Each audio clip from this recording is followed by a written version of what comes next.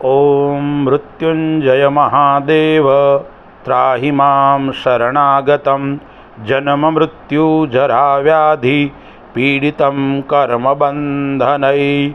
हर हर महादेव हर। दर्शक मित्रों, अगस्त का महीना हमारे लिए कैसा रहेगा? मेष राशि और अगस्त का माह, प्रत्येक व्यक्ति को मन में ये होता है कि आने वाला भविष्य मेरा कैसा होगा, अच्छा होगा या खराब होगा। सबके मन में यह जानने की इच्छा है और ज्योतिष भी जानने के लिए एक उपाय है। यदि हमें अपना भविष्य जानना है तो योग्य व्यक्ति के पास में जाकर अपनी कुंडली दिखा सकते हैं, या हम विचार करेंगे गोचर, वर्तमान में आकाशीय ग्रह क्या चल रहे हैं और हमारी राशि के ऊपर क्या प्रभाव देंगे। मेष राशि का स्वामी है मंगल है। मंगल उग्रता करता है, थोड़ा स्वभाव में तेजी लाता है। हम पहले वर्तमान में गोचर के ऊपर विचार करते हैं।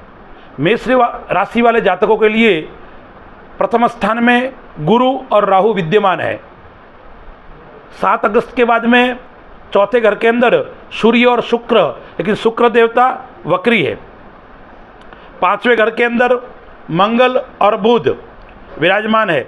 7वें घर के अंदर केतु है और एकादश स्थान पे शनि विद्यमान है। और चंद्रमा की स्थिति देखें, चंद्रमा एक राशि के अंदर 2.25 दिन रहता है।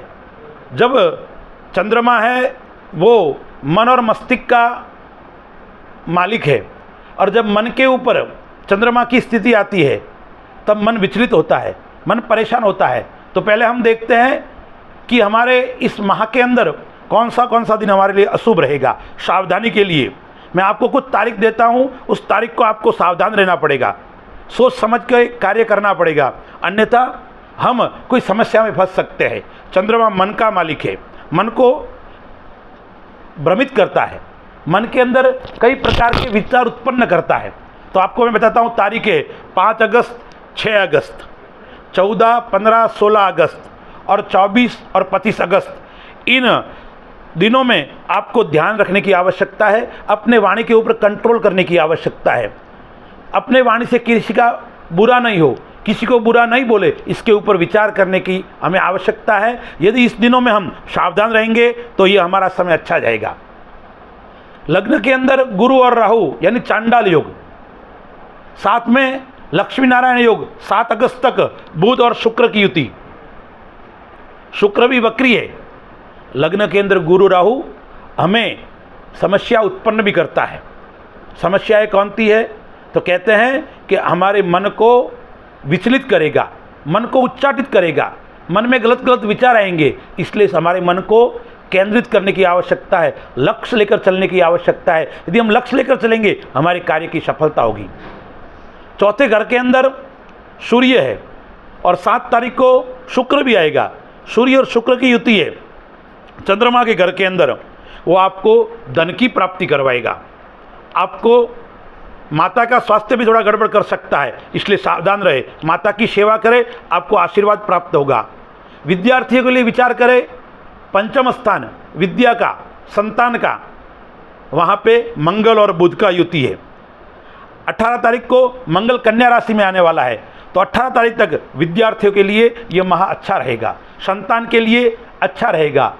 इसलिए आपको विद्या प्राप्ति करनी है तो इस दिनों में आप अच्छी सफलता प्राप्त कर सकते हो। कोई फॉर्म भरना है तो इस दिनों में भरो, आप 18 तारीख तक आपको सफलता प्राप्त हो सकती है। शनि भी वक्री है, शनि एकादश स्थान में है। शनि क्या रिजल्ट देगा हमें? शनि धन की प्राप्ति करवाएगा, लेकिन व्यय भी करवाएगा।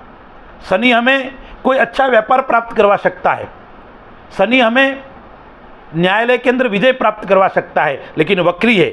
इसलिए हमें सावधान होकर कार्य करना पड़ेगा। यदि सावधान होकर कार्य करेंगे तो हमें विजय प्राप्त करवाएगा। गुरु की दृष्टि, 7वीं दृष्टि पत्नी स्थान या पति स्थान पे पड़ रही है, तो शनि और केतु बैठा हुआ है, तो पति पत्नी में मनमुटाव कभी कभी कर सकता है, आपस में थोड़ी दूरी बना सकता है।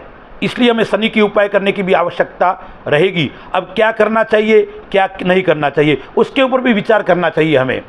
तो जो मंगल की दृष्टि है, चौथी दृष्टि है, वो कहाँ पे है? तो क्या 18 अगस्त से पहले मंगल की चौथी दृष्टि अपने 8वें घर पे है, मंगल की 7वीं दृष्टि शनि के ऊपर है और 8वीं दृष्टि यात्रा यानी विदेश स्थान पे। तो यात्रा हमें करवा सकता है शनि, बाहर भी भेज सकता है शनि, हमें विदेश से लाभ भी हो सकता है। तो हमें शनि को उपाय करना पड़ेगा, चंद्रमा का उपाय करना पड़ेगा। ओम सोम सोमाय नमः की आप माला कीजिए, भगवान भोलेनाथ के मंदिर में जाइए, भगवान शिव के ऊपर मसूर की दाल चढ़ाइए, भगवान शिव के ऊपर गुलाब का पुष्प चढ़ाइए, तो आपका यह महीना शुभ जाएगा, शुभ रहेगा आपके लिए। लेकिन हमें विशेष ध्यान रखना है, माता का पूजन करना है। अपनी माता को प्रातःकाल में घर से निकलते वक्त प्रणाम करके निकले तो हमारा दिन भी अच्छा जाएगा और हमारा माह भी अच्छा जाएगा। तो हमें कुछ बातों का विचार करने की आवश्यकता है। मंगल ग्रह वो उग्रता कराता है, इसलिए मन को भी शांत करने की आवश्यकता है। और भगवान शिव के मस्तक के ऊपर चंद्रमा विराजमान है, तो शिव का पूजन करोगे तो निश्चित तौर पर आपको यह अगस्त माह अच्छा जाएगा। हम ऐसे इस वीडियो को आगे भी बनाते रहेंगे, प्रत्येक माह का राशि भविष्य आपको बताते रहेंगे। आप इस यूट्यूब को चैनल को सब्सक्राइब कीजिए, लाइक कीजिए और कमेंट कीजिए। जय श्री राम।